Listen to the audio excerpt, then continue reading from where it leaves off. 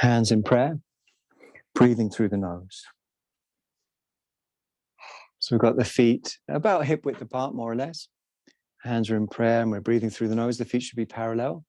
That is to say the toes aren't turning overtly in or out. Sorry about that. Let's turn that off. And there can be movement. Movement that helps us to align in terms of being centered, aligned to the center of our experience, the middle. And that means kind of falling away from that which is on the outside. So I often move the inside of one foot and then the inside of the other foot. I might bend, extend the knees, just to kind of discover stray fibers that are not yet part of the posture. Discover them, bring them in. Raise the arms up from the hip joints when you're ready. Great. Make sure the roots of the neck are soft. Tone the tummy. Press the feet, raise the fingers, inhale. Exhale, bend ankles, knees, and hips. Utkatasana with the feet apart. We know that Utkata means to squat. So you can play with it any way you like, turning left, turning right. Some people like to squat low. Some people find they get more absorption playing higher up. You can have one arm back, one arm forwards. You can bounce, you can shake the arms.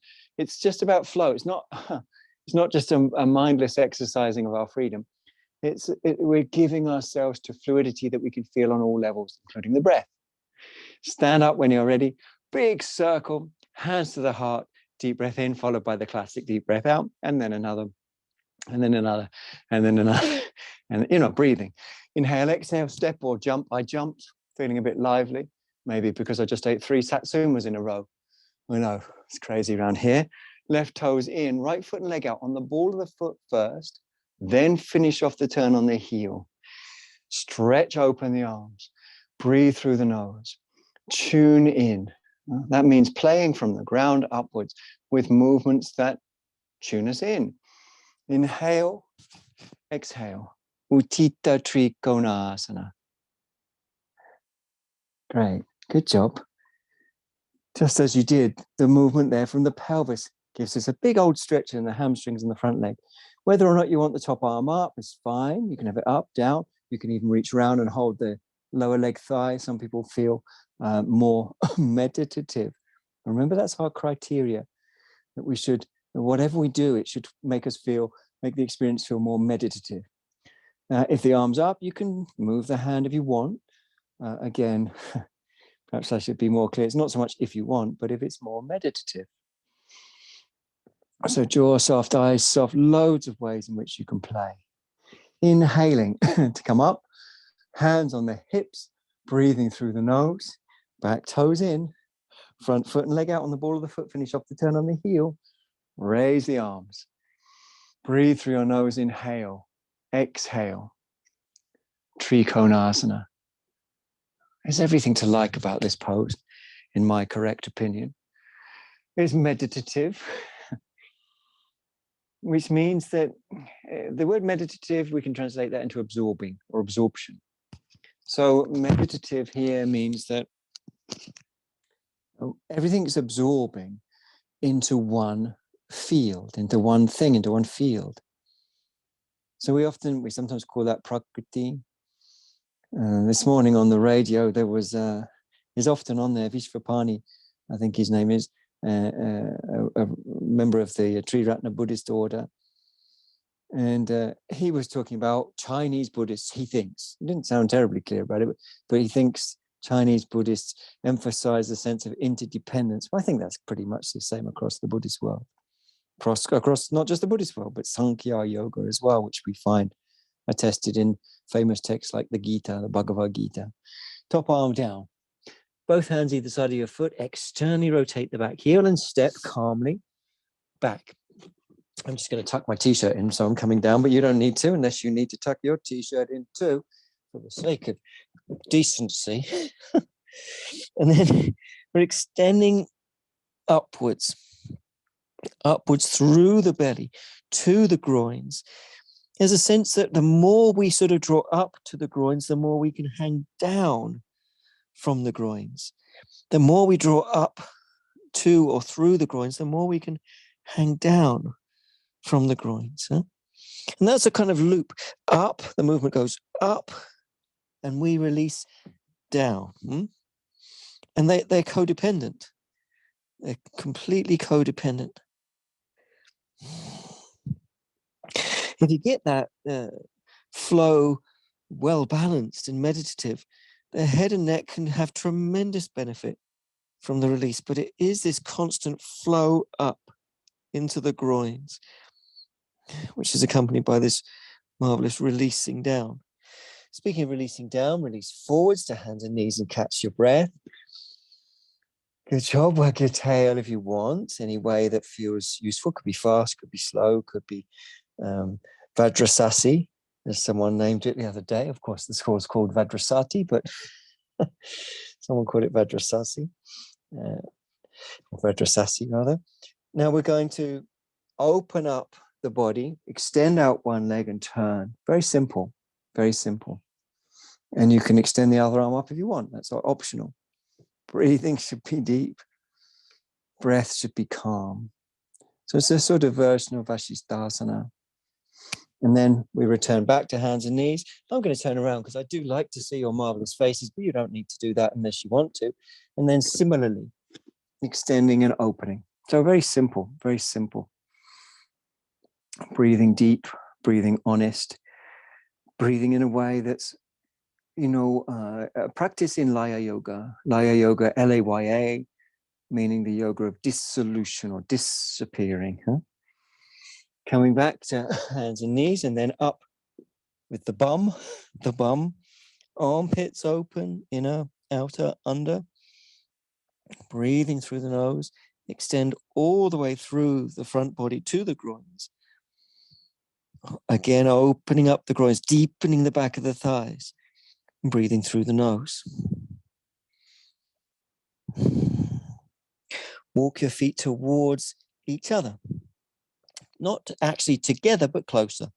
And then raise one leg up and internally and externally rotate, bend and extend. There's multifarious ways in which you can meditatively play. That might mean pausing with a particular stretch. It's all about the coming together or moving between different stretches. The knee and foot sweep forwards into the place of the hand. So I'll do it fairly slow, but you can do it quicker if you want. The foot comes forwards into the place of the hand. And then there's some play. Backwards, forwards, up and down of the back knee. And the purpose is yoga. Obviously, it's called yoga. And so that means it can infer coming together. It literally comes from a root, yuj, which means to yoke or to harness two or more things together, to harness two or to bring things together. And so when we look at Sankhya Yoga, the realization of the independence of the Purusha and Prakriti, as they describe them in the Sanskrit, is the recognition that Prakriti is one and that she's nature. So, and that's interdependence. And once you feel interdependence, you feel the selflessness of it. Eventually, the knee lands on the floor behind the pelvis, and we bring one hand on top of the other on the front leg knee, like that. If your back knee is uncomfortable, of course, feel free to come forwards and make little adjustments for the placement of the knee, but also know that the upward stretch, if it's accompanied by a release, will take pressure off the knee. So let's stretch up the arms, release the roots of the neck, breathe in a way that's saying Om, yes, in Sanskritam. Om, yes. So there's a stretch. Remember the metaphor of the two stepping stones? The metaphor of the two stepping stones is first stepping stone is a rich experience, like a stretch or other physical sensation, like a delicious flavor or an intense sensation. And then the second stepping stone is giving to that richness. And that's all you need. Two stepping stones, you've crossed over from a perceived experience of things being independent to a direct experience of things being interdependent, and the release of clinging that accompanies that direct experience. Coming forwards and down calmly, back up into Adho Mukha Svanasana. Down face dog, of course. And breathing through the nose if you can. Mm-hmm. Jaw soft, eyes soft, extending up through the inner armpits to the inner groins, through the outer armpits to the outer groins, and through the under armpits. So if we had our arms up in the air, we were sitting like in a normal position in a chair or whatever. We put our arms up in the air and we divided the armpit into an upper and lower section with a straight line. Then the lower section here, the one as it were further from the fingers, stretches towards the legs. So that's the under armpit. The upper armpit stretches towards the heel of the hand. And that's an incredibly meditative, necessarily meditative. It stops us gripping, grasping, grabbing. You can't be the person asserting your will and feel these sensations. Walk the feet a little closer, raise up the other leg when you're ready. And again, similarly to the other side, you might play in a variety of ways. That can include playing with the standing leg heel that can raise and descend, as well as the raised leg can bend and extend. And there's a variety of movements that you might find useful in terms of hydrating the fascia, creating a sense of glide or flow. When ready, with the knee bent, sweep the foot forwards, usually best done on an exhalation, and then play with the back knee. This is Anjaneyasana. So lifting, landing, playing with that back knee until you get the placement right in terms of the positioning of the bursa, the fluid sacs in the knee, so your knee feels comfortable. And then let's be clear that if you give to the stretch, it takes pressure off the knee. So hands on the knee, on the front knee, that is. And then regarding the back knee, feel the stretch.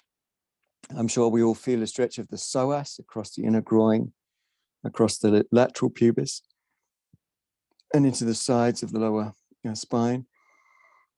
Raise the arms up when you're ready. Breathe through the nose. Honestly, naturally, expressively. And again, feel the two stepping stones. One, the rich sensation. Two, giving to that rich sensation. It's not yogic just to have the rich sensation. It's yogic at the point of saying, I agree with everything you've got, with thoughts, letting go of thoughts that disagree, with the breath, letting the breath be expressive. Good job. Good. Come back down, back to hands and knees, and we're going to stay on the hands and knees and take a breath or two like that, wagging the tail, jaw soft, eyes soft, brain soft.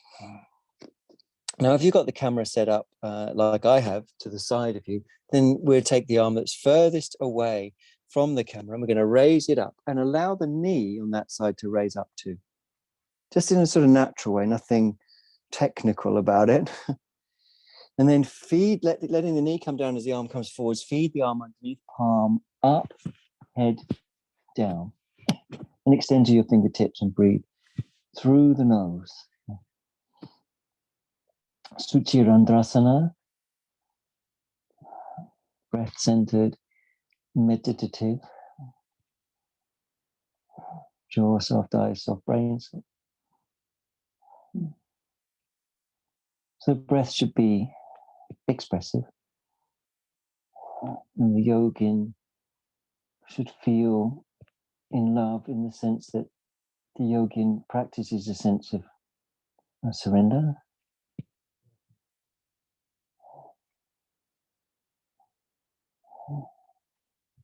Okay, bringing your extended arm back and coming back to hands and knees and take a breath. I'm going to turn around so I still face you for the other side because I do very much enjoy seeing your faces as I described before. So we're going to take whichever, the other arms, the one you did before, and remember to let the knee lift just in a very natural way. You can be on your toe tips as you open up. And then let the knee come down as the arm comes through, palm up and extending out. and breathing through the nose if you can. Yoga involves different types of yoga. Ashtanga yoga, Kriya yoga are two of the yogas mentioned by Patanjali in the Yoga Sutra. And Kriya yoga, tapas swadhyayeshvara pranitanani kriya yoga, starts with tapas, like a discipline to stay present, to explore. And that leads us to swadhyaya, that exploration, that study, which eventually leads us to surrender, because we find interdependence. And what we're surrendering is the sense that something could be independently mine. And this realization has a sort of the intelligence of everything.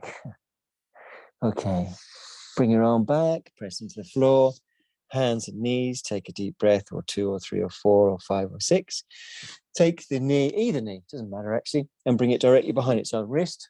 Doesn't matter which one, just one knee behind the wrist. And then the foot moves diagonally across the body, and you stretch back slow. You're stretching your back leg slowly back. And you might massage into that by moving forwards or backwards, just massaging it in. Jaw soft, eyes soft. Most people are going to feel more comfortable down on the forearms. Comfortable means meditative, which is, exactly what we want, isn't it? So as you come down, breathe through the nose, massage it in, which infers movement that causes a sense of flow. Temples soft, brain soft. And jaw soft too.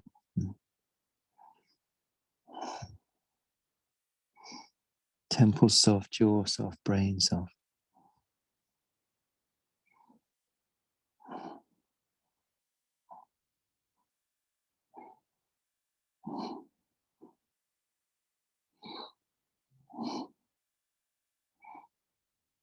Breath is everything.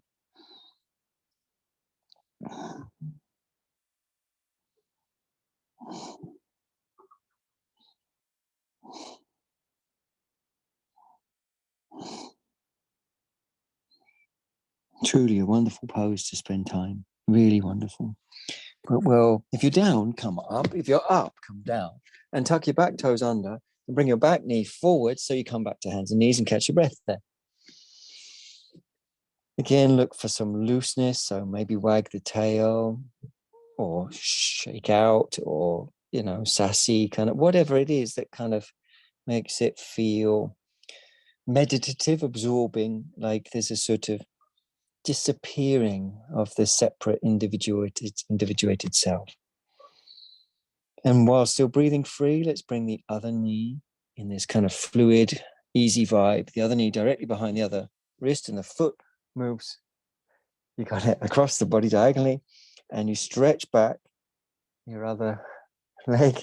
And then some people are comfortable to be in this sort of upright position, but I think most people are going to at least initially find the most release by coming forwards. Jaw soft, eyes soft, brain soft. Massaging it in with jaw soft, eyes soft, brain soft. Organic, natural movements.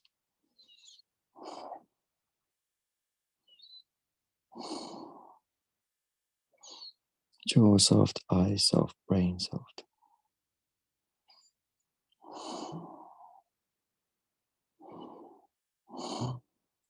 And the breath is everything because it acts in two ways. Number one is it tells us how much flow or lack thereof we're experiencing, because the breath is directly a mirror, of the flow or lack thereof in our experience. And then the second way that the breath works is not just as a gauge, but also as a tool to reinstall flow. So if you can feel an area of the body and then you allow the breath to become fluid, and you allow the physical movements that we make to serve that goal of fluidity.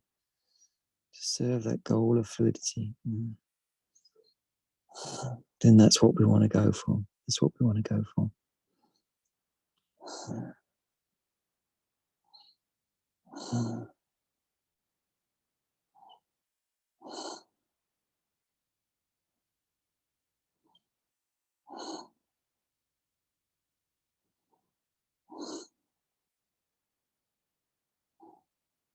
Okay, it's a great pose.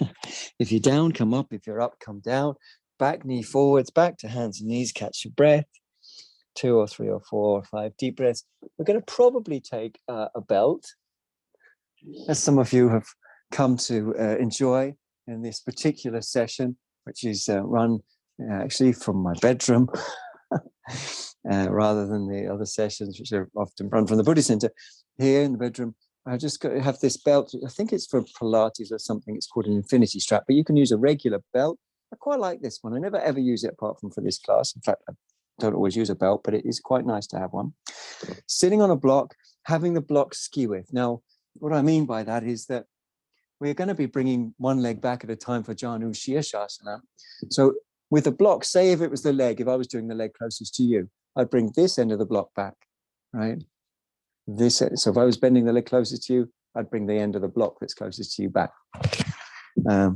Not everyone needs to sit on a block, but most of us do benefit from doing so. Take the same leg as the side you've tipped back. So remember, if I was sitting on a block, I'd tip the side closest to you. So I'm going to bring the leg that's closest to you back. And then the heel can either come into the opposite thigh or into the top of its own thigh. And then with a high degree of listening, responding, you turn the body, fingertips on the floor, looking for uprightness, looking for extension, that is light lift in the lumbar, and looking for really honest experience of flow, a really honest experience of flow right the way through the central channel. And I think if we're really honest, a lot of us carry a lot of tension, a lot of stress in the body. And a lot of that's to do with samshayar in Sanskrit, which means doubt. A lot of us hold a lot of uncertainty, a lot of doubt. And probably the most doubt that most of us hold is around this concept of self. There seems to be a lot of contradiction within our, the self that we have come to believe in. So we reverse engineer that. In other words, if we can let the breath be fluid throughout the spinal column, including the neck, then the gripping, grasping, grabbing attitude that drives tension in the body and then into the breath releases in a kind of, as I say, reverse engineering. You release, in other words, the symptom, tension, tightness in the breath, in the body, and you'll release the cause, samshayar, uncertainty. We're going to take the strap, when we're ready, around the foot. Now, this infinity strap is pretty short, but that's okay for me. But you might need to give yourself more slack, because we want the spine to be light and the mind to be calm. Breathing to be through the nose, the back knee releases, the jaw is soft. That back knee release is a meditative, ongoing, psychophysical respiratory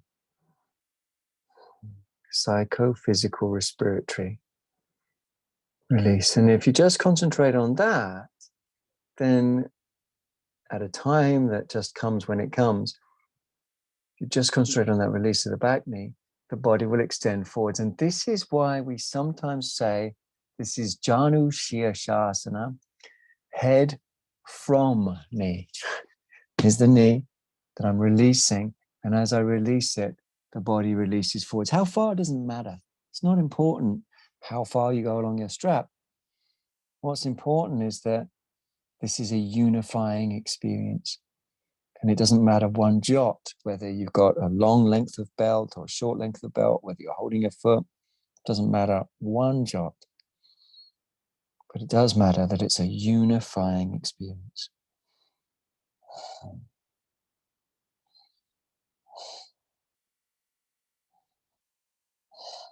So even though one might be able to bring one's head closer to the leg, is it unifying to do so? In other words, is it bringing together the body, the brain, and the breath?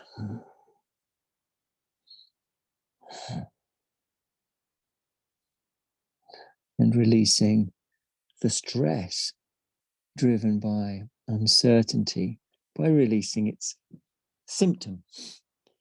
You release the symptom and you'll release its cause. Okay, perfect. Come on up slowly. Janu Shirshasana. What's not to like? If you are sitting on the block, don't forget, once you stretch your legs out and giving yourself a little energy bath, which should be quite thorough, I think. Then you tip the block the other way, ready for the same side as the leg you're going to pull back. So when you're ready, pull back the other leg, having tipped the block back to make room for the foot, especially if the foot ends up, as it does sometimes, in the inner groin of its own leg, as it were. So often the foot comes into the top of the thigh of the opposite leg, but it can, if comfortable, come into the inner groin of its own leg. Fingers on the floor, breathing through the nose, shoulders down, head up, letting the extended leg drop and breathe as it happens. Eyes soft, brain soft, throat soft, buttocks soft. Great to just experience meditative, aka absorbing release. Meditative, absorbing. Absorbing means, breath is involved, brain is involved. In other words, everything is reabsorbed into the field which it ultimately, truly is part of, the interdependent field. Now we can take the belt, whatever length you've got. Just happen to have this little short thing here, which I don't mind it. Don't mind it, actually. Quite like it. And then lifting up, breathing through the nose. So give yourself as much length on the belt as you need to keep the spine open, and then study the spine. With the breath, we study the breath. With the breath, it's like the breath is like a magnifying glass that we can scan over the body.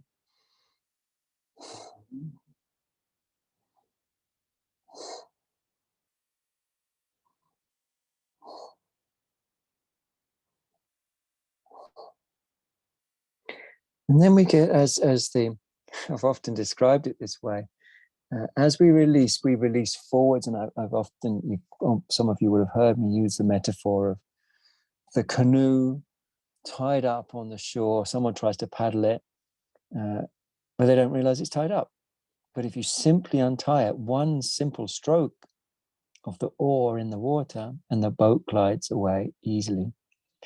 Untying here means letting go of tension behind you.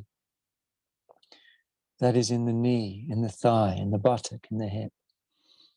Letting go of tension behind you.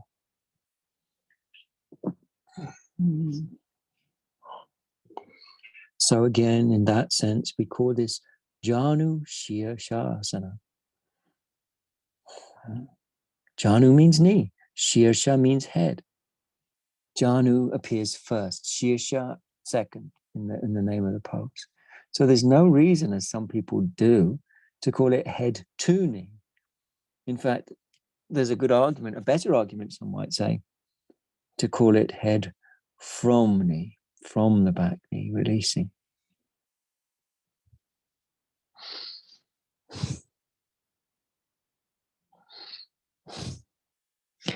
So don't be tempted to try and bring your head to your knee. The practice is absorption, and that's all. Okay, come up, right hand calmly. Extend out your legs and give yourself a well-deserved energy bath. Buttocks, thighs, chest, face, armpits. If you've got a microphone, try and avoid that. Try and get the bit where it's hard to get sun cream, etc. Now, we're going to come into a very simple pose, but I think it's a very effective pose, and that is Supta Sukhasana. For that, you'll need dos bloques, and you're going to put them long side to long side down on your mat. You can allow a little gap between them if you've got longer shins, so it can be a little gap like that. And they simply go at one end of your mat. Obviously, if you don't have yoga blocks, or if you've only got one, you can use just one's okay. But if you've got two, that's fine, that's better. And if you haven't got that, you can make a little platform with books, as long as it's level. Now, you can see I've put my blocks a little bit away from the front of my mat, so I can fold my mat over.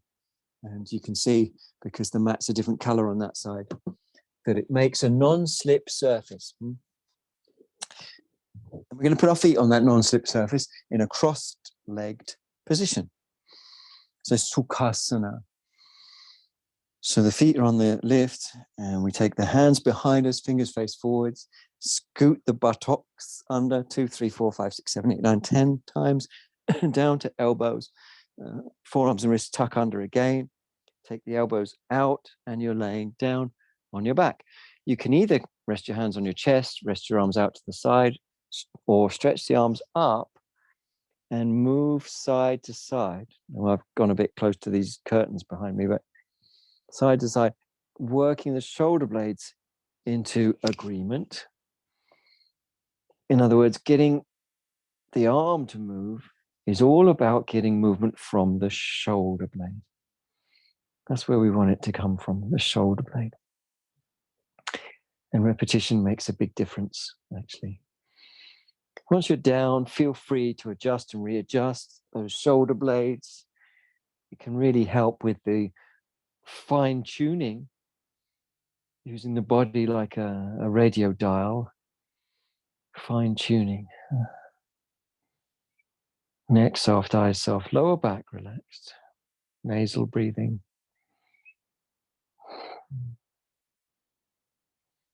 And just observe the release of the neck.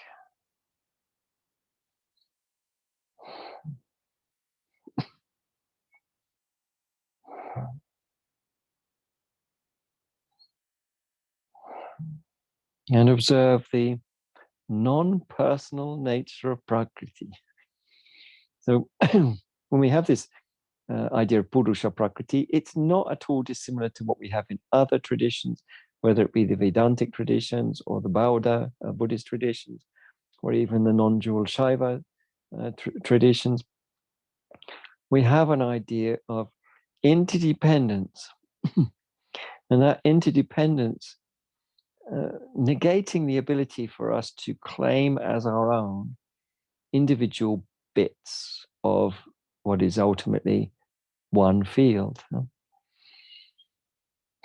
So, for example, thoughts flow through the mind, even tendencies and drives flow through the body. They are interdependent. And the advantage of seeing this interdependence is that we depersonalize. And when we depersonalize, we stop doing things like repressing through shame, or hiding from ourselves or others through shame, or grasping and all that goes with grasping, pushing others away, or praising ourselves and disparaging others, or feeling compelled to go with a feeling that we might be, or a thought that arises. When we don't think of them as me, myself, and I, compulsion disappears, and this is called vairagya. Vairagya means sort of dispassion. Dispassion doesn't mean that the body doesn't get filled with lust and aversion and craving. It will always. As Ajahn Sumedho says, this is the karma loka. This is the realm of desire. This is a karma rupa. This is a body of desire. Its senses are conditioned to crave, to want. And that's not going to change, and it doesn't need to. what needs to happen is the realization of the impersonal nature of that. So that can dance without us feeling personal. And of course, this is the message of the Bhagavad Gita as well. Very clear message of the Bhagavad Gita: depersonalize actions. Of course, that could be misunderstood, but I hope I'm pretty sure we understand it right. Change across the legs. The other one in front. You got it.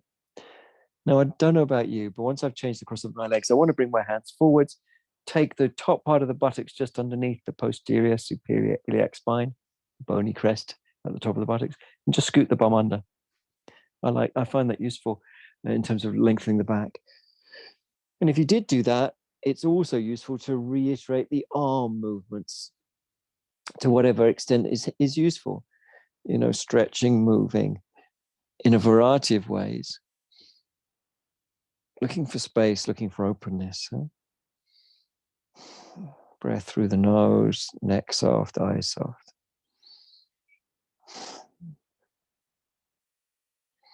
Jaw soft, if you want.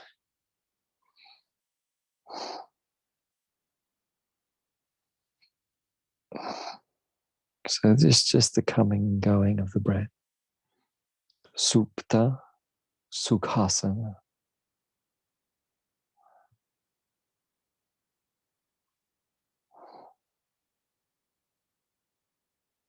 Temple soft, forehead soft.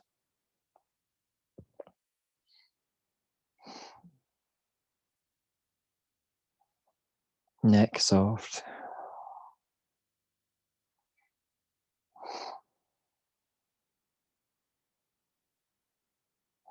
Breathing natural. Okay, this is a great one. It's a great pose to stay. But we're going to bring our legs back together. If you haven't got the belt nearby, take the belt and roll onto your side and get the belt, because we're going to use the belt now. We don't have to change the platform under our feet. That can stay as is. We're going to raise up one leg. Doesn't matter which one it is. And bring the belt, or in my case, this marvelous and peculiar infinity strap, as it's called. That's the trademark name, I think, on it. Yeah. It's just because it looks like a infinite, the sign for infinity. And then with the infinity strap, you get 2 stirrups, but you can do that with a regular yoga belt as well, by putting it around in one big loop, and then putting the loop around your foot, and that will leave you with 2 stirrups, which you'll have to make the ropes the right length for you. And that's all down to how long your legs are relative to how long your arms are. And of course, the length of your torso is a factor as well. Flex the hip of the lower leg. Lift the foot, in other words. Relax your neck. Extend the lower leg out to about 45 degrees, and then play if you want. It can raise or descend. We're looking all the time for absorption. So if it feels more absorbing with it up or down, in terms of the breath, in terms of the mind, then, anything that works is what we're looking for, anything that works. Keeping the neck soft, passive. Flex back, place your foot on the floor, release the other leg. Take a deep breath in, followed by a deep breath out. Neck soft, lower back soft. And just observing the selflessness of the breath. Still staying with that selflessness, raise up the other leg similarly. Bring the strap around the front of the heel. If you've ended up with the 2 stirrups, remember you can do that with a belt. Make sure they're not too long, and too long would mean that your elbows are bending, or too short, and that would mean that your knee was bending. Right? So getting those stirrups the right length. Lift up the foot that's on the floor, off the floor. Breathe through your nose. Relax your neck and shoulders. Extend the lower leg out to about 45 degrees, and then play any way that works for you in terms of absorption. So I have to add that, not just that it works for you, but it works for you in terms of absorption. Right? It's a very specific criteria.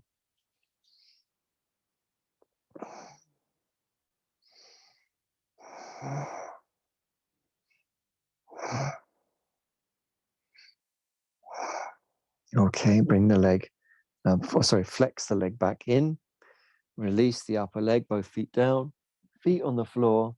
Take a deep breath in, followed by a deep breath out, and maybe another, and maybe another, and maybe another.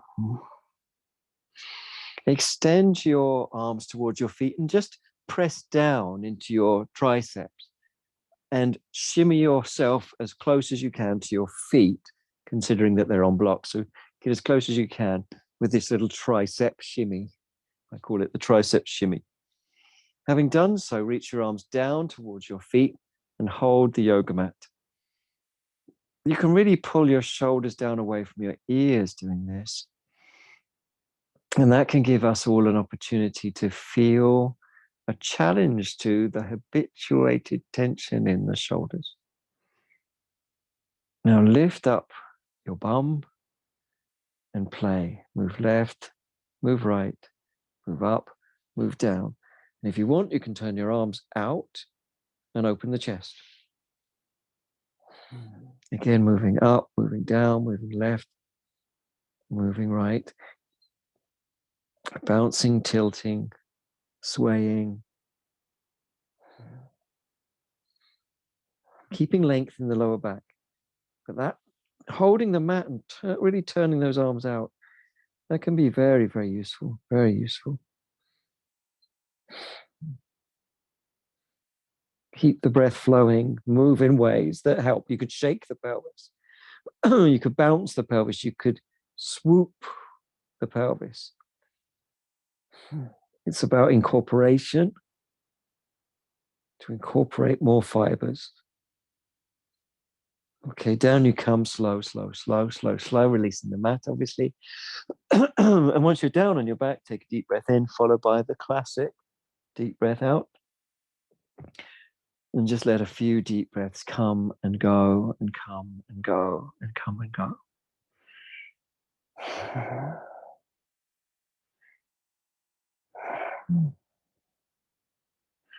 Raise up a leg. That's a good choice. That's a good choice of leg you raised there. Dorsiplantar flex the foot, including circling, half circling. Turn the heel in and toes out. Bend at the knee, cross that leg over the other. Lift the foot that's on the floor off the floor. There's a gap. If you lift your head, you'll see through that gap, through the legs. Plunge the same hand as the near leg through that gap and interlace either around the far shin or back thigh, and then roll about. So you might roll right over to one side. You might find a juicy moment. Maybe it's on the other side. Something to breathe into. That's what we're looking for.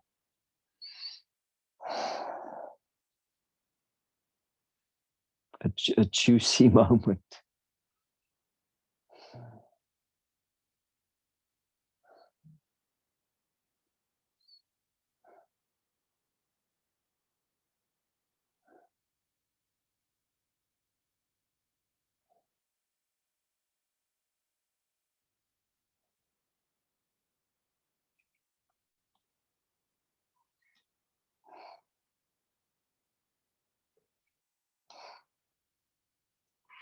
Okay, release if you're ready. Slow and easy if you're ready. Both feet down. Scoot the buttocks. Take a deep breath, or 2 or 3 or 4 or 5 or 6. Letting them come and go. Really focusing on the breath before raising up, or not before, including whilst raising up your other leg. Dorsiplantar flexion and any other movements that help. And then heel in, toes out, cross that leg over the other. Push beyond the outer ankle so that's not sticking in the thigh. So the outer ankle of the near leg goes beyond the thigh. So you're on the flat of the fibula. And then lift up, plunge through the gap. You might be holding the shin, or you might be holding the back thigh. And then head comes back down. Breathing through the nose if you can. And finding some moments. Finding some moments.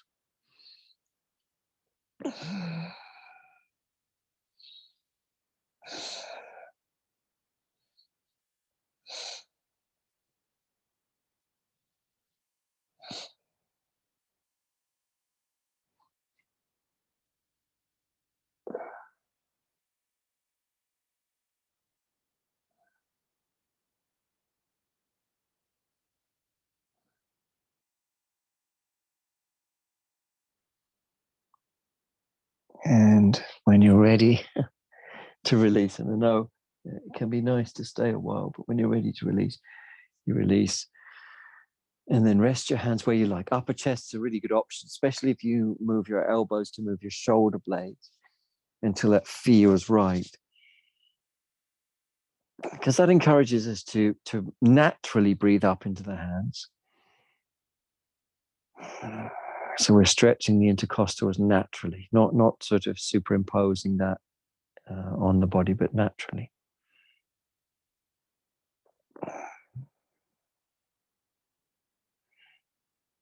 Roll over when you're ready. Come up from the side and take a breath or two like that. You can reopen up your mat. Temporarily put the blocks to one side. Extend your legs out in front of you. Great. And then we're going to take hold of one leg and see if we can, through play, place the foot into the crook of the elbow. What we don't want to do is twist the foot or twist the knee, and actually those two things are connected. But if we can, just hook to whatever extent we can the elbow around the leg and keeping the foot in a natural position and a little bit of play. Moving left, moving right, moving forwards, moving backwards. Jaw soft, eye soft, looking for juicy sensations. Now, this is a great way to play with it, but there are other ways you can continue the play into quite extraordinary levels of fun. So, fun. One of them is to come down like this, so you can play with a leg in a sort of wrestling modalities. And that brings different kinds of stretches in. That's another option. You might not want to do that. There's also another option where you keep your hand on the outer leg like this. This is pretty intense, I have to say. And you rest on the leg and breathe through your nose and massage it into the hip. It's all about it going into the hip. So whichever of those stations you choose, it's the same thing. Whether you're sitting upright, rocking the leg, whether you've come into a sort of wrestling thing, or whether you've laying the outer shin on the leg as I've got here, you still might massage it in a way that becomes hopefully very, very absorbing. That's something we've mentioned, the word absorption. Great, okay. Slowly release from whichever of those positions you're in. And then obviously, or ovs, same thing on the other leg. I just got to straighten up my mat a little. Same thing on the other leg. So raising up the other leg and bringing the foot. Again, you play with it. Oh, it's the same one. Play with it so you're working from the hip and there's no discomfort in the knee. And if you can, to the extent you can, hook the leg in and play. Right. Moving forwards, moving backwards, moving left, moving right. There's the option to take these sort of wrestling modalities. It's pretty cool, or intense, or both. Eyes are soft, brain is soft, throat is soft.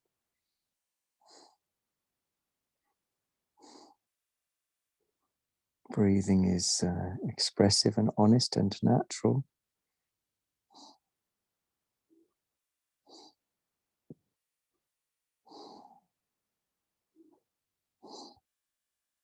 And then there's the other option, just to remind you, it's probably too intense, but might not be. And that's you're sort of laying on the arm.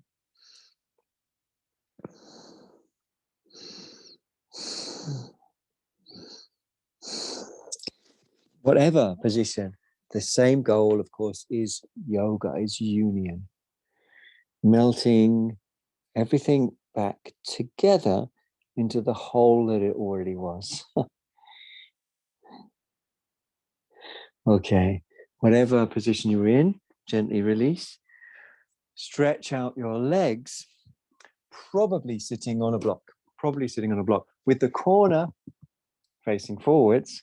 So it just protrudes in front of the legs. And I say probably because it's okay not to, but it doesn't, this doesn't impede anybody unless you're somebody who folds forwards past 40 degrees with the pelvis. So here's the pelvis upright, here it comes forwards. At this point, if you're sitting on the block's going to be pressing back into the pelvis and not helping. But for most of us, we're not going to be sitting forwards. So that's one way to make a decision about the block. Toes facing up, hands come forwards. Show me your hands. Show me your hands. Thank you. And then turn them around the other way and behind you. Good job, everyone. Thanks for showing me your hands. Roll the shoulder blades down the back and lift the chest up.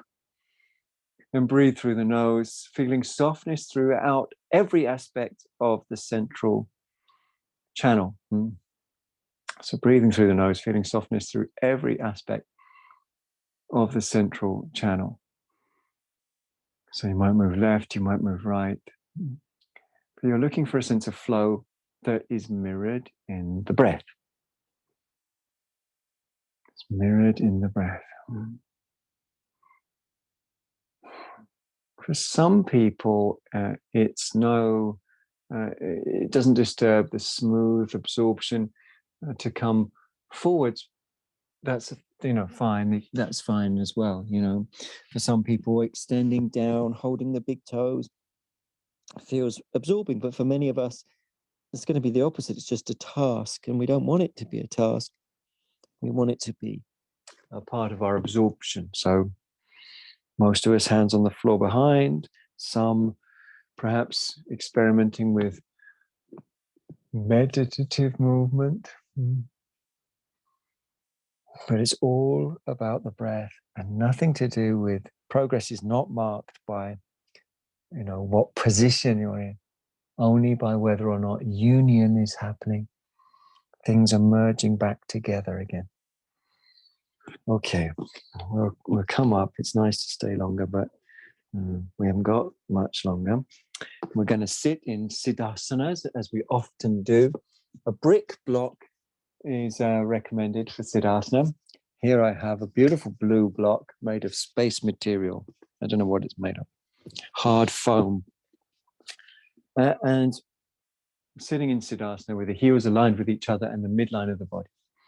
That's if that's comfortable, but you can sit in another seated position if you want. If you don't have a brick block, you can use the regular blocks, short end forwards, perhaps two of them, and often useful to drape a blanket, to hold a blanket like that, put it underneath your legs, boom, the legs come down. That can be helpful.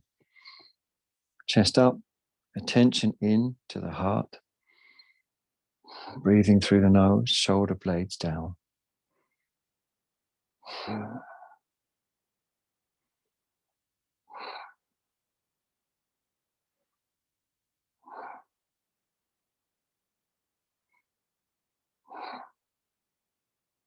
Hands to the heart.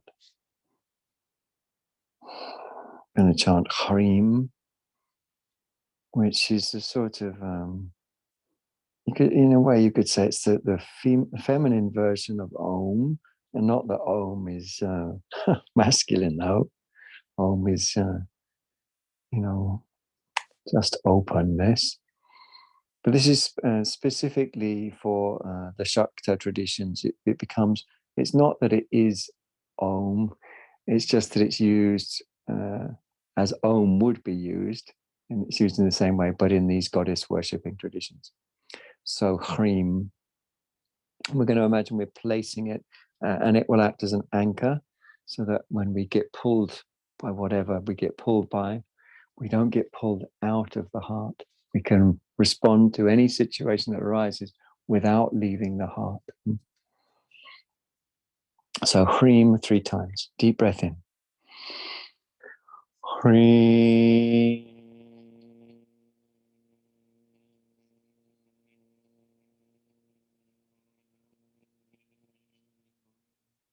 2 more. Hreem.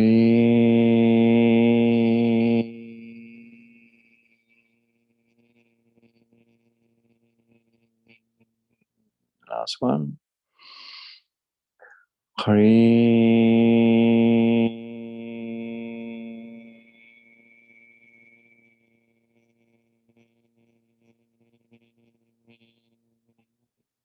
And then deep breaths following that.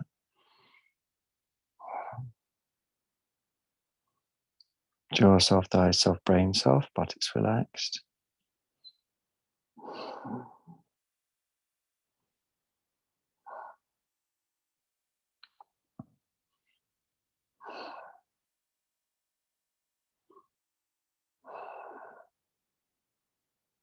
Whatever the mind gets pulled to, no problem.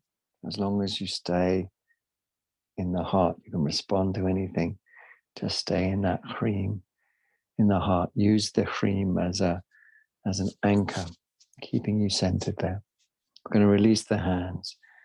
We're going to come to our final surrender into peace, which is Shavasana, of course. So make sure you've got everything you need in terms of being warm and comfortable. The arms should not be too close to the body. We know that. The hands should be well off the yoga mat. Legs not too wide. It's a super important pose. In fact, it's beyond a pose. It's a practice to move us into Laya Yoga. And it's this practice is the basis that later text, the Hatha Pradipika, bases its practice of corpse pose on this earlier practice, whose description now follows. Find a place you can be on your own, a place where you don't feel you have to be anybody. The text tells us a place, a secluded place, a lonely place, a kevala place on your own, where the world and its opinions of you and your own opinions of yourself relating to the world doesn't impinge. And once you've found a place like that, which could just be this place in time now on your yoga mat, then lay on your back with your mouth facing the sky, with your limbs loose. Listen to the words, with the limbs loose, head, arms, legs.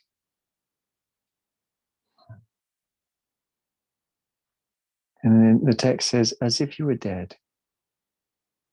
That's that really is dropping all this exhausting karmic baggage. You know,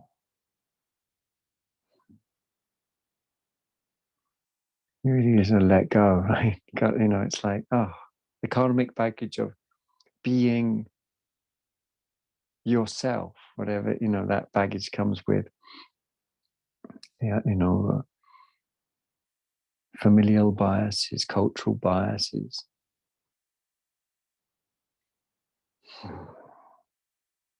Life story biases, all that's relinquished.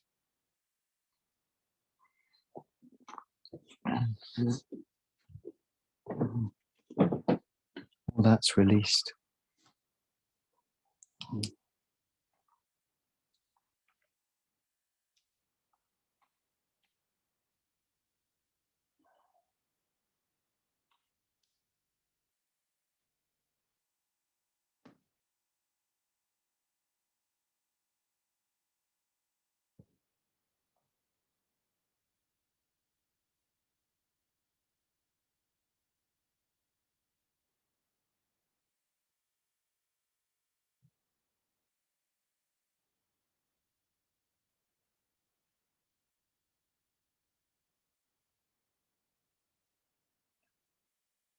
Om.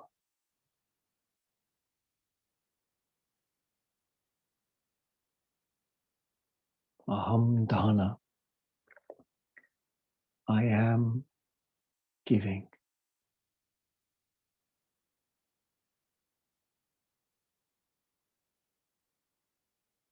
And in that giving, one is taken back into the arms, as it were, of the mother, Matrika, who takes all our burdens, all these self-burdens, all these karmic burdens away, melts them away.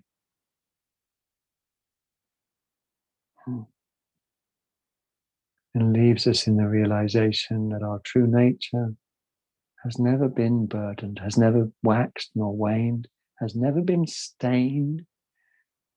It is neither pure nor impure. It's just free.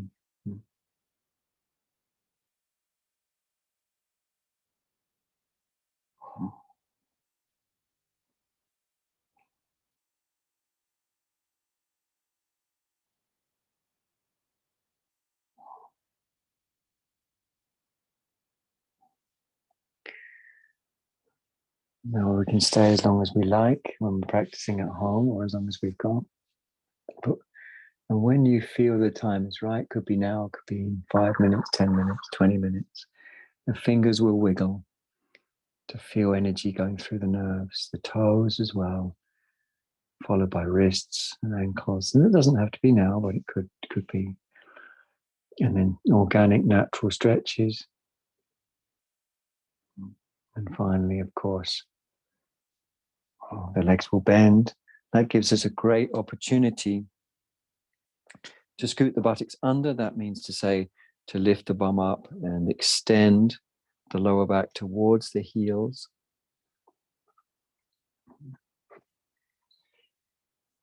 Letting go of the lower back entirely into the breath whenever that moment comes. Before rolling onto left side and then the right side. After a while, taking final little stretches and finally coming up from the side when you're ready. So feel free to lay on, but internally or externally, just affirm this little sentence. May any merit gained in our acting in this way go to the alleviation of the suffering of all beings. Om.